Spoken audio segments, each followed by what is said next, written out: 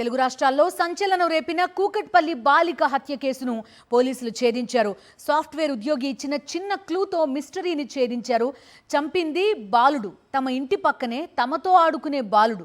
బాలిక పుట్టినరోజు వేడుకల్లో పాల్గొని కేక్ తినిపించిన బాలుడే సహస్రను చంపాడని తెలిసి కూకట్పల్లి వాసులు అవాక్కయ్యారు. మిషన్ థెఫ్ట్ పేరుతో నోట్ రాసుకుని రంగంలోకి దిగాడు ఈ బాలుడు. 10th విద్యార్థి నుంచి మరింత సమాచారం రాబట్టే పనిలో పోలీసులున్నారు. హైదరాబాద్ కూకట్పల్లిలో 5 రోజుల క్రితం చోటు చేసుకున్న సహస్ర హత్య కేసు రాష్ట్ర వ్యాప్తంగా తీవ్ర కలకలం రేపింది. ఇంట్లో తల్లిదండ్రులు లేని సమయంలో బాలిక హత్య జరిగింది. కేసు నమోదు చేసిన పోలీసులు కుటుంబ సభ్యులు సన్నిహితులను ప్రశ్నించినా స్పష్టమైన క్లూస్ దొరకలేదు. ఈలోగా ఐటీ ఉద్యోగి ఇచ్చిన సమాచారంతో కేసును ఛేదించారు. సహస్రను 10వ తరగతి బాలుడు హత్య చేసినట్లు పోలీసులు గుర్తించారు. సహస్ర ఇంటి పక్కన బిల్డింగ్ లోనే బాలుడు ఉంటున్నాడు. బాలుణ్ణి కూకట్పల్లి పోలీసులు అదుపులోకి తీసుకున్నారు.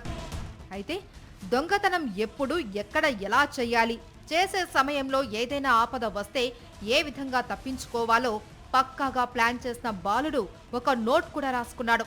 బాలిక ఇంట్లో చొరబడి 80,000 దొంగతనం చేశాడు.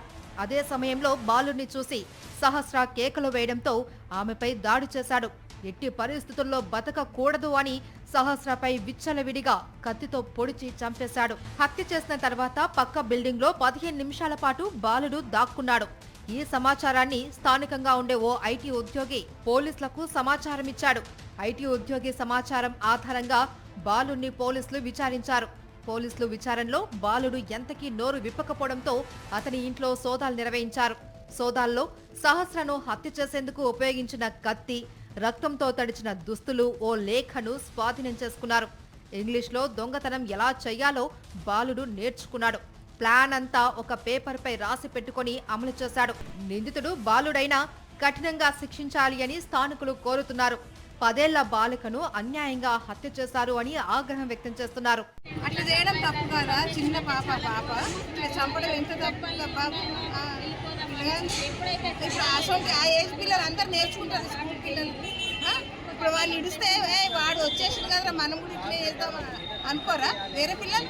అందుకే వానికి ఏదైనా శిక్ష చేయాలి, అసలు వాడిని కాల్ చేయి తీసేయాలి. వాళ్ళు చదువుకునే పిల్లలు కూడా నేర్చుకుంటారు ఇట్లాంటి సంఘటనలు. అరే వాడు కూడా జైల్లో ఉండి ఒక నెలకు 15 నెలలకు వచ్చింది కదా, డబ్బులు కట్టి తెచ్చిర్రు వాళ్ళ అమ్మ నాన్న, మన కూడా అట్లనే చేస్తే మన అమ్మ నాన్న తీసుకొస్తారని చెప్పి పిల్లల మైండ్లో కూర్చుంటారు.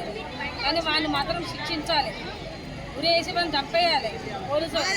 మొత్తంగా బాలిక హత్యతో స్థానికులు తీవ్ర ఆవేదనకు గురవగా చిన్నారిని బలిగొన్నది ఒక విద్యార్థి కావడం మరింత కలకలాన్ని రేపింది.